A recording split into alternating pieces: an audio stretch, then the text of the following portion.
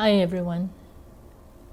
It is my honor to share my testimony with you because this is basically what it will be, sharing my journey in discovering what an amazing God it is that we have. But when I was 19, I went to New Zealand Christchurch to read law, to take up my further studies. I was in Christchurch, New Zealand for 6 years. So for that 6 years there, I forgot all about God. I was very much into a worldly life and just did what the world did, sinful lifestyle and all. But there I met my husband, and in 1983 we came back to Kuching, and we got married. The next year, our daughter Amanda, first child, was born in 1984 she was born, and life was good, and everything. I felt very blessed, and I felt grateful. I felt grateful to God. At the same time, there was an emptiness, there was a stirring inside, and I felt that I wanted to go back to church. I wanted to go back. I didn't have very much of a relationship with God, didn't really know my God, but there was something inside that I just wanted to go back to church. So I did. That is on Sundays, and not every Sunday even, but the prompting was there. The Holy Spirit was working on me, and obviously the Holy Spirit knew that I had trouble ahead for me in this paradise that I was in. And at that point in time, this is 9th year of our marriage, the trouble ahead was that there was a woman in my husband's office who was obviously after him. To cut a long story short, just a few months after our 10th wedding anniversary, my husband Peter left with this woman. So I was left to cope with my 2 little girls. By then, Alyssa was 22 months, my second daughter, and Amanda was 9 years old. I plunged into a world of pain. Broken heart, broken marriage, broken family. I was in so much pain. But in that pain, I discovered my God. At that point in time, I was more inclined to believe in UFO, as in Jesus Christ. God was something that was far. I was going to church, but the faith wasn't quite there. I was going to church, and I could feel the tugging of the Lord, but I knew nothing, next to nothing about my God. But what happened changed all that. So in my pain, I ran to God. My refuge was the Carmelite chapel that we have here in Kuching. And I would spend hours and hours every day because I couldn't work. I was in so much pain, so much anger, so much hatred for what had happened, because I had, by then I had discovered that there was a third party involved. Initially, of course, my husband denied it. He said there was no third party, and the only reason he wanted to be a free man after 10 years of marriage and 2 children, he wanted to be free again, and the only reason was because I was a terrible wife. So in that pain, things began to happen. It's so amazing that I discovered what an amazing God that we have. One of the first things that happened was that the day he left, when I got home and found his belongings missing, all packed and taken away. Up until then, I still couldn't believe, because he kept saying he wanted to leave. I still didn't believe it, because he was a good man, a good husband, and a very loving father. But overnight, he changed. He changed dramatically.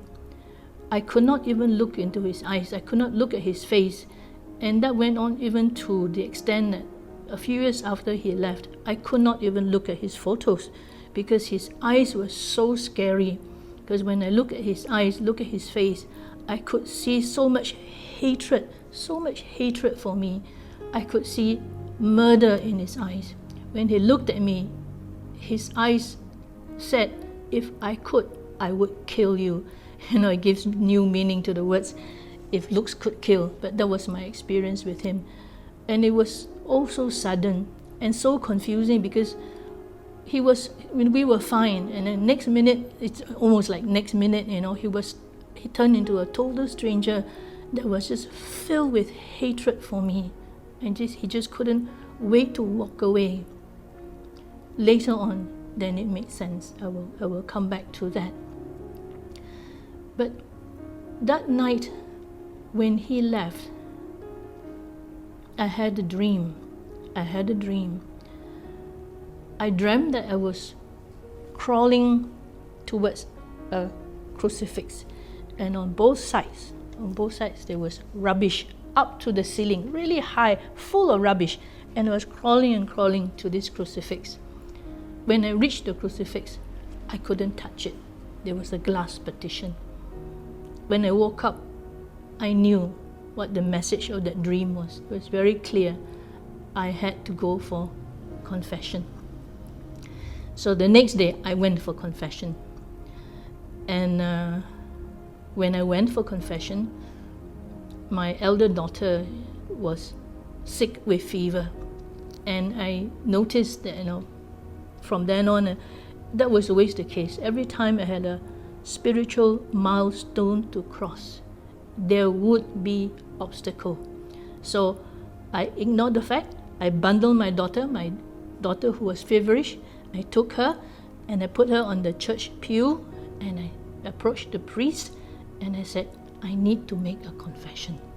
And it's now my present mentor, my Archbishop Simon Paul, who is my spiritual father now. And he was in a hurry, but he saw my desperation. So he heard my confession. And I continued to go to Carmelite, the chapel, to pray every day. My routine was I would go first thing in the morning. I drop off my baby at the babysitter. My elder daughter goes to school with the neighbors. And then I would go there and sit and pray and cry and sleep, because I couldn't sleep at night. So I sat at the chapel and slept and cried. I used to joke. I cried so much tears that I could mop the entire floor of the chapel a few times. That's how I spend my time. And I would sit there, sleep, cry, and pray for 3 hours until about 11 o'clock. This is from about 8, to 11 o'clock. Then I would go to the office for 1 hour. Come lunchtime, 12, I'll be back in the chapel. And I would sit there, sleep, cry, pray, until just before 4, when I have to go and fetch my daughter from school. And that was my routine. I told my staff in the office that I'm sorry, but you just have to give me time. Right now, I cannot work. My colleagues at law, they could see what was going on because I had lost so much weight. I was less than 90 pounds. I wish I could go back then to that point, but yeah, anyway, I lost a lot of weight, and it was obvious to everybody that I was going through hell. But such amazing things started to happen. So often when I was praying in the chapel, and God sent sisters in Christ to pray with me, so often there will be this fragrance, amazing, beautiful fragrance, smell of flowers, like you walk into a shop filled with flowers. Except, so often at the beginning especially, I would look for the flowers. I would even go up to the sanctuary and try to see if the smell was coming from the flowers that were there. And sometimes there were no flowers, but the fragrance were there. Other times I would go outside the chapel, into the compound and look for flowers. But there were no flowers. But the fragrance was so amazing, beautiful smell of roses, smell of, I don't know, it's just beautiful fragrance of flowers. And it happened again and again. Sometimes when I was alone, sometimes when I was with others, and oftentimes they could smell it too. This fragrance, this beautiful fragrance. And that was, so amazing. I also was, I started, of course, from then on, I was attending daily Mass. And I discovered that God, Jesus, was really present in the Eucharist. And He often spoke to me through the Eucharist, comforted me, encouraged me through the Eucharist, strengthened me through the Eucharist. There was one point in time, through all this, God sent me so many mentors. The former Archbishop, now the Emeritus Archbishop Peter Chung, really was like a father to me. He because the Archbishop's office is next, then at that point was next to the chapel, and he used to keep an eye on me, see how I was doing. He was worried, that I was not working. I was sitting, hours and hours every day, just sitting in the chapel. That one day he called me and he said, "Christina, you need to stop this. Never mind where he's gone. Never mind where your husband is gone. Pretend he's gone on a trip, but you must have to carry on with your life." I sat there and looked at him, and I just couldn't at that point. But I so appreciate the spiritual mentors, the spiritual fathers that God sent, and he was one of them. Now, it was just before October, Archbishop Emeritus Peter announced, at the daily Mass that I was there, he said, next month will be October, the month of Our Lady. So whatever intention you have, you pray the rosary. So I devoutly prayed the rosary. 1st of October to 31st October, every day. I was already doing 10 rosaries a day, or more, so, it was just more fervently. 1st October to 31st October, nothing happened. Come 1st November, that morning Mass that I went to, as usual, at consecration, I was looking at the host, and I was looking at the host, this flash of light, like a lightning, it came out of the host, and I was taken aback. I said, my goodness, what was that? And I was looking around and trying to see whether anybody else saw it, but everyone else had their heads down. It seemed like I was the only one who saw it. And this friend of mine who was accompanying me through prayer, through all this, we both saw it, this light from the Eucharist. And that has been all this and many more incidents that convinced me, that Jesus is truly, truly beautifully present in the Eucharist. That night, my husband called, the first time for a while, because after he left, he came back only 1, 2, or 3 times, and then after we didn't see him anymore. He left with his present wife now. They went away to live in another town. They moved to another city. He called and he actually apologized. First time and only time virtually that he did. He didn't come back after that, of course, but we're divorced now. But the wonder of our God. The other amazing things that happened during this time was that as soon as my husband left, as soon as he moved out, I started to receive phone calls. There were no handphones then, so they were calling my house, calling my office, and this went on every day. Every day somebody would call. Sometimes there would be more than one call, and the calls were related to asking me to visit occult practitioners. I live in a society in Malaysia. We live in a society where it is commonplace for people to resort to fortune tellers, to what we call bomos, dukuns, other languages you may call them shamans, witchcraft, all that. It's commonplace, even for Catholics who go to church on Sundays. Commonplace that they will go and visit this kind of thing to seek help from the occult, from the other spirit world. And these calls that came every day, they came every day. They were called from friends, from relatives, from friend of friends, people who mean well. Every day they would call and ask me, hey, I know this one, I know that one. And many of them would even offer to bring me.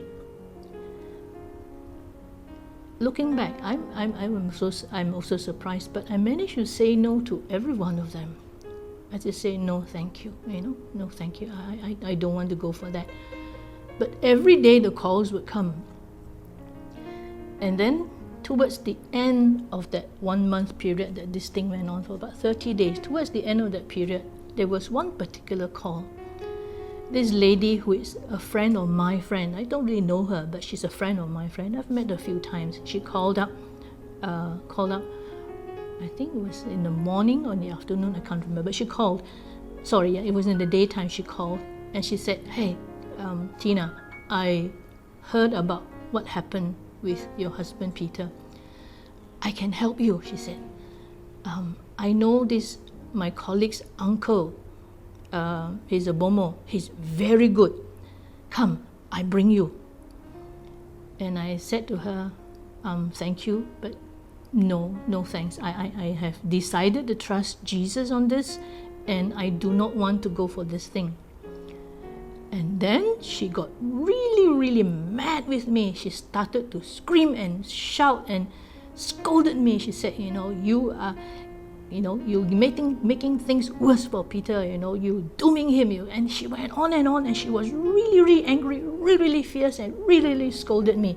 It was so bad. I took the phone and I looked at the phone and said, my goodness, it's the devil on the other side, So I let her rant on. She went on for quite a while. And finally, when she sort of calmed down, I said, thank you, I said, thanks, but no thanks. I'm trusting my God on this. I will not go for this thing. So we said our goodbyes. And then that evening, I used to go for evening mass. That evening, I went to church for evening mass. And as I sat there, I have forgotten about that call because I was getting calls every day, so I have forgotten about the call. But my experience was that, how when you stand on the beach, you get waves coming, waves coming. So what I was experiencing that evening was waves, but it was waves of love coming towards me again and again and again, waves of love. And I was thinking, what's happening? Why is this happening, And then I felt the Lord said to me, I know what you did. I know what you did for me today. That in spite of that terrible call, you chose me. You chose me. And I thought that was beautiful. And I just thank God for all these beautiful, wonderful experiences. Now, soon after that call, the calls stopped, and there hasn't been any since then. But a year later,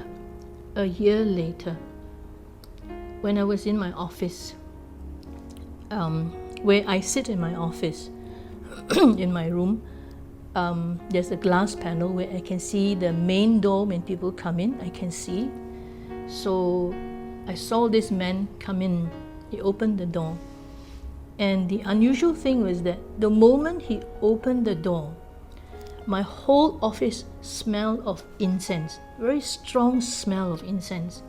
And he came in and sat down in my office on the excuse that he wanted to pay a bill that apparently I had done some work for him, that somebody asked me to do, for him, and he came to pay my bill. Actually, it was overdue for a year, but he took that excuse to come and see me to pay this bill. I still remember it was 400 ringgit.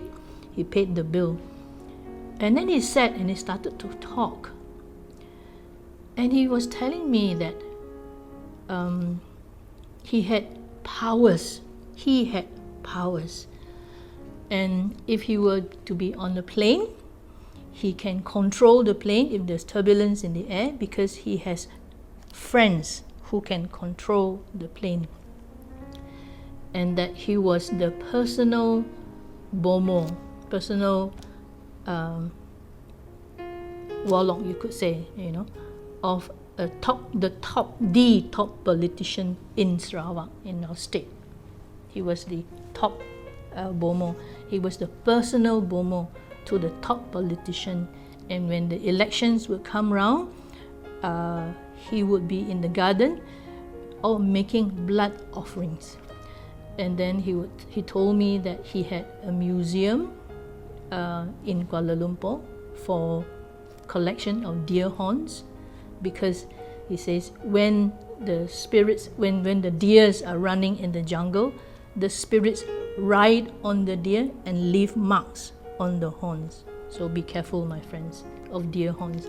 Anyway, so he says he's got a museum full of deer horns, and at nights, because the spirits follow the horns when the deers are dead, and at night the place will be filled with sounds and movements because the spirits are moving around.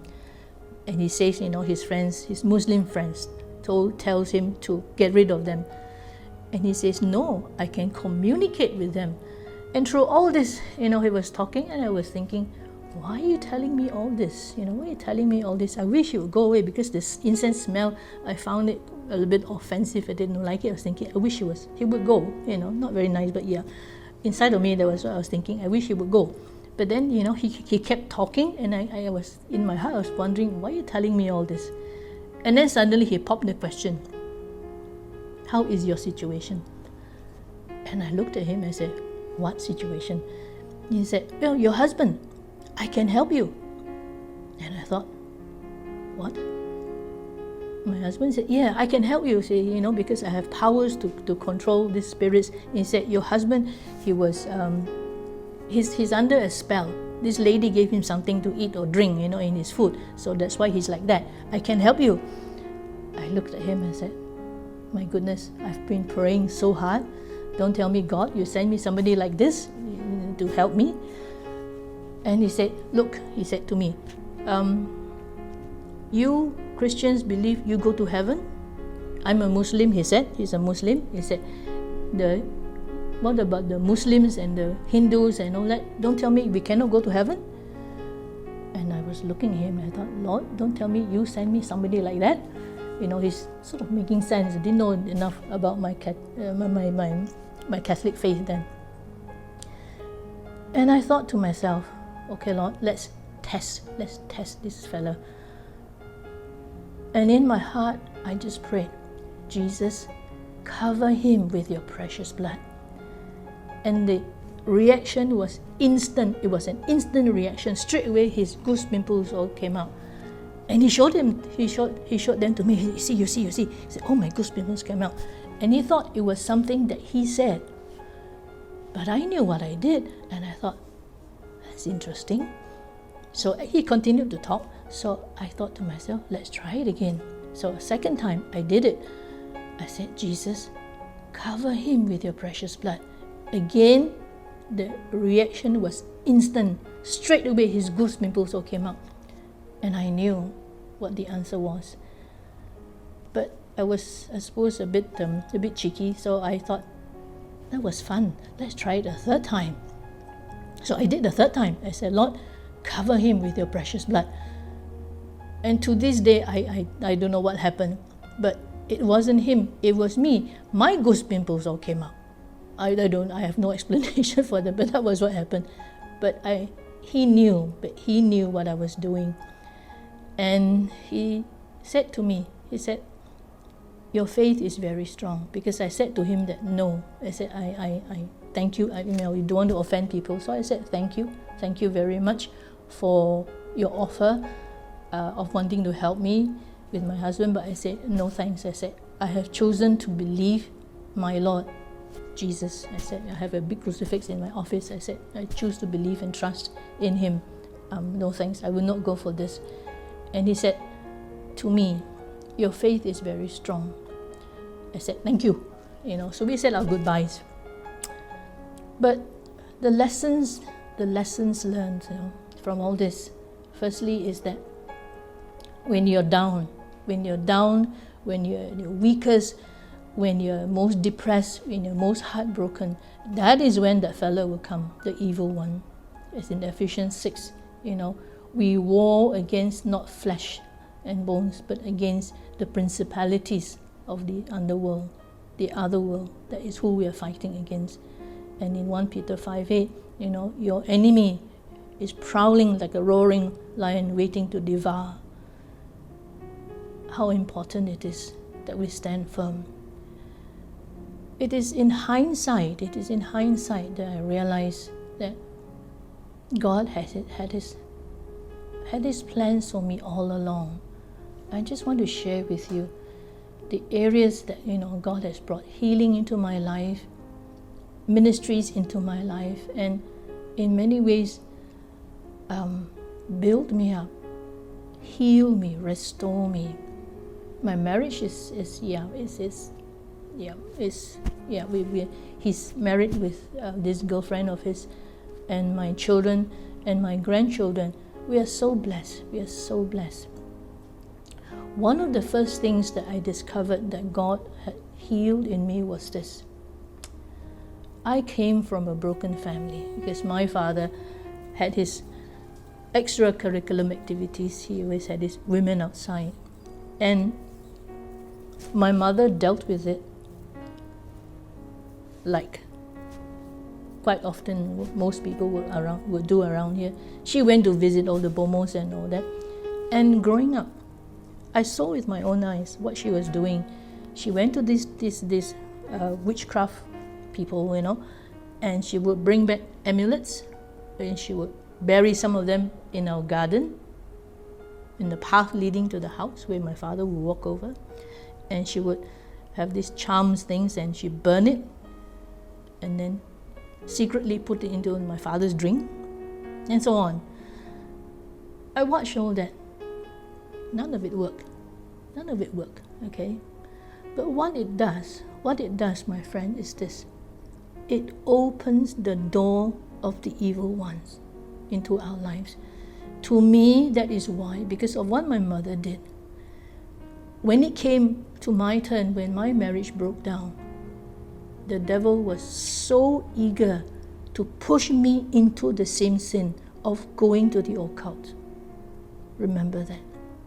When we open the door to the evil one, this is what happens. When the time comes when you are at your weakest, he comes and tempts you. Looking back, I was so desperate. I was in so much pain, when I was getting those phone calls every day. And I'm not exaggerating. It was every day. Sometimes more than 1 or 2 a day, but every day. That first month, I was so desperate and so much pain. And I look back and I know that it was Our Lady. It was Mother Mary who gave me that grace, that faith to say no to that. And how hard this fellow pushed, to push me into the same sin, into committing the same sin of going to the occult. I mentioned that because my father was not faithful. I had a lot of anger because watching how my father treated my mother, and you're helpless, as a kid growing up, watching it all, the pain that my mother went through.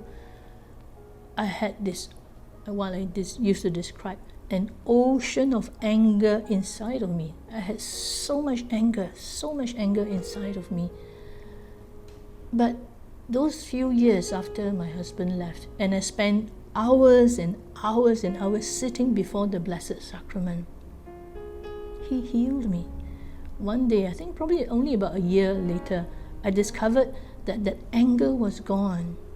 How I knew was this, because I had so much anger inside of me that the sound of motorcycles, strange, I don't know why, but sound of motorcycles, I don't know about where you live, but where we live, you get motorcycles who go,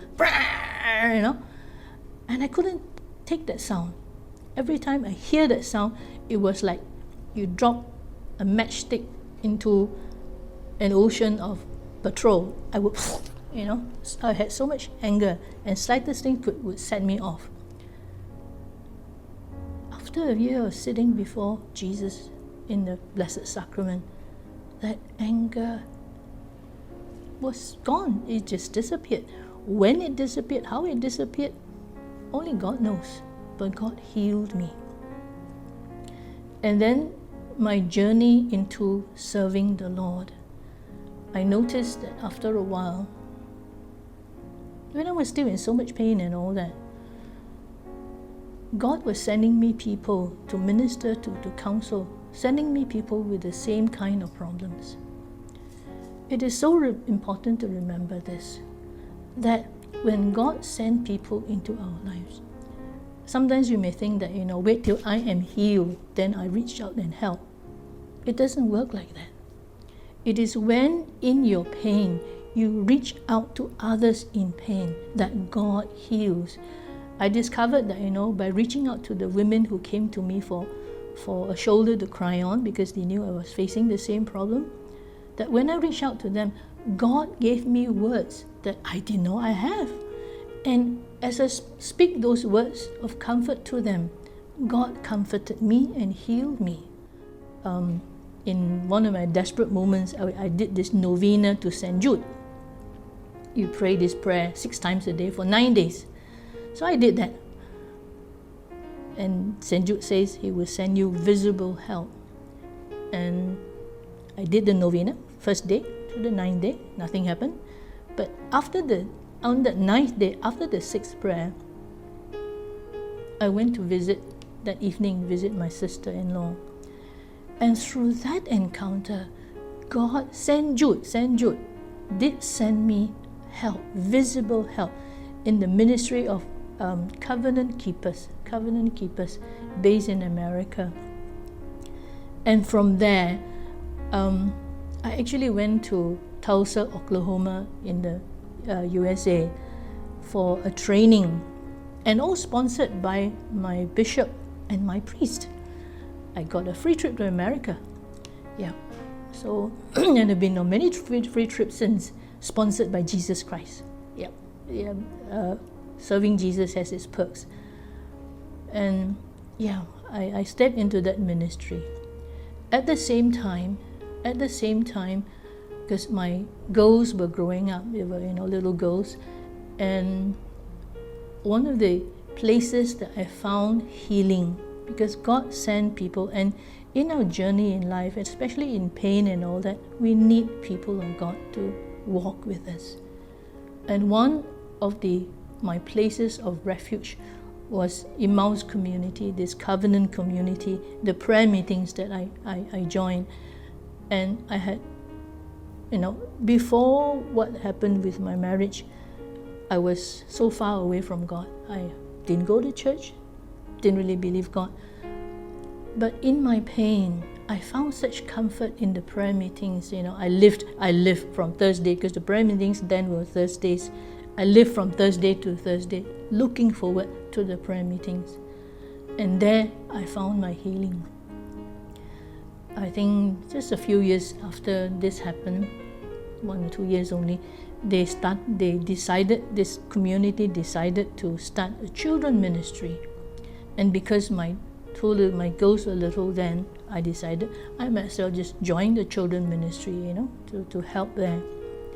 But when I joined the children ministry, as I stepped into helping with the children ministry, I discovered some things about myself that I didn't realize, that God had put talents in me that I didn't know I have.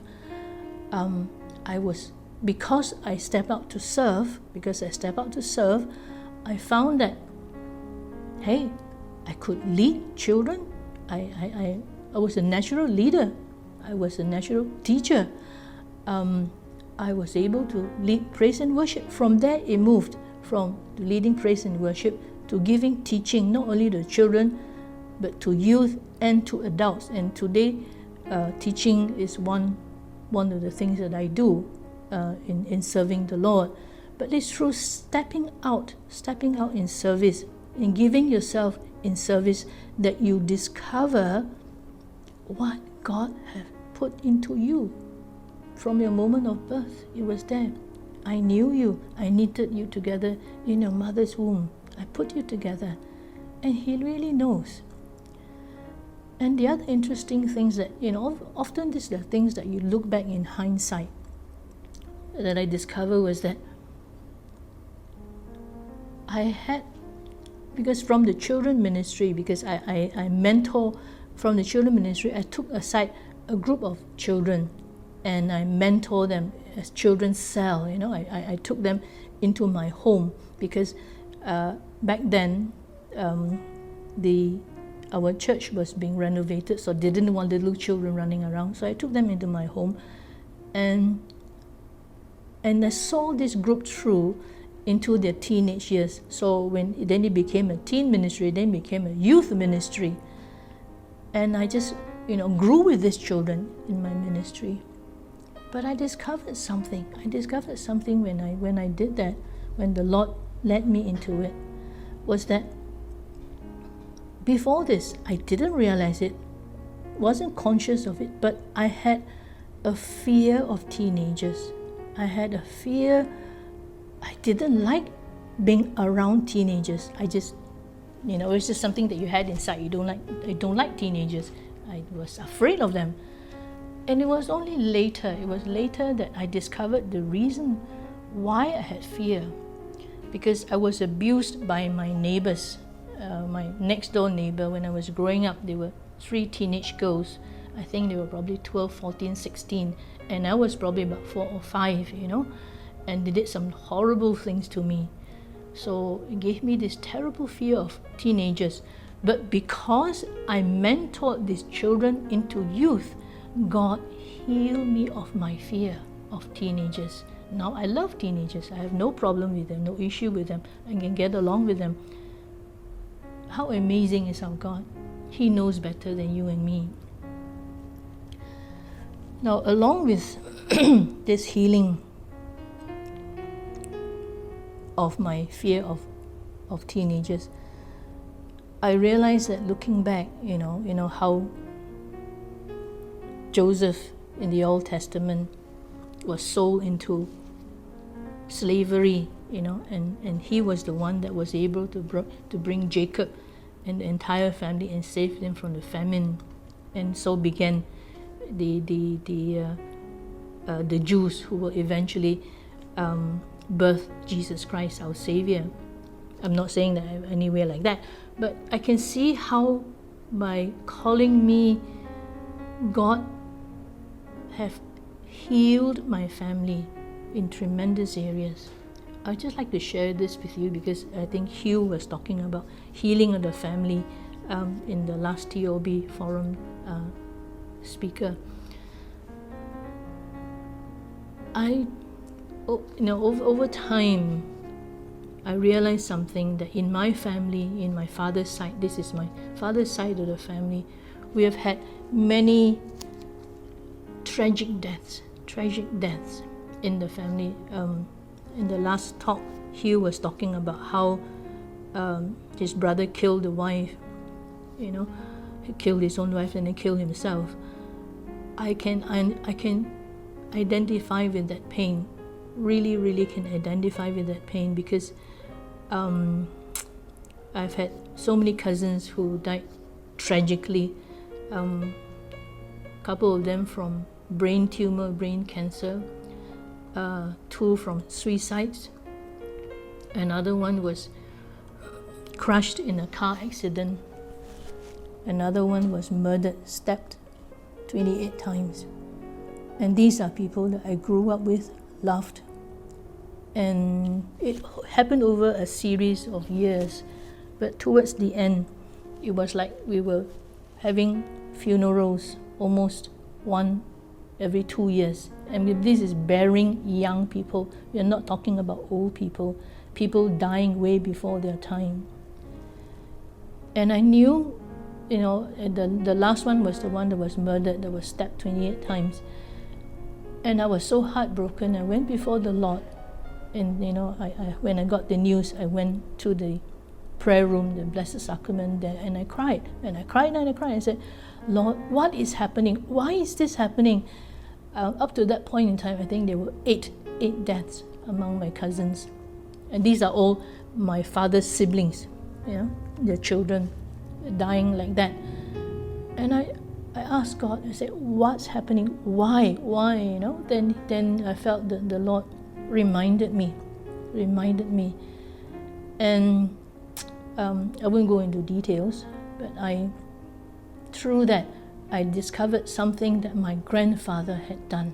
That had brought about such tragedy among the family, such terrible deaths in young people in my family.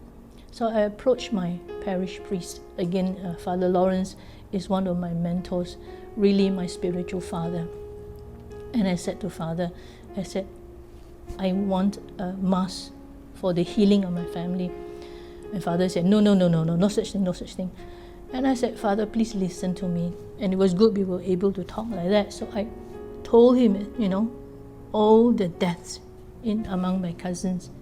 Up to that point, there were 8 young people in their 30s, early 40s, dying. And not dying normal death, but tragic deaths. He listened to me. Then he said, all right, Christina, I will celebrate the Mass for you. After that Mass of the healing of the family, the death stopped. So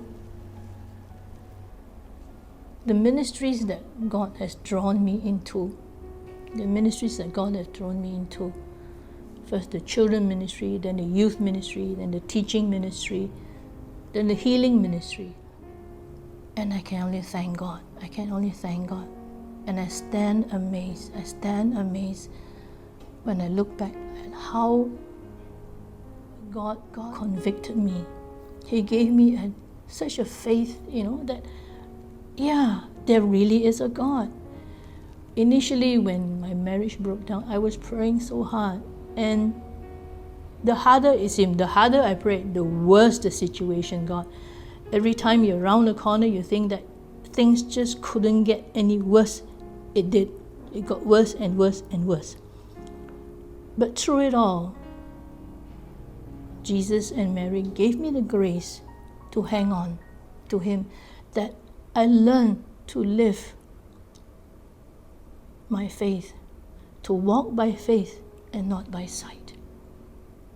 I praise and thank God that He gave me that grace, and it really, really is all glory, all honor to the Lord. Thank you.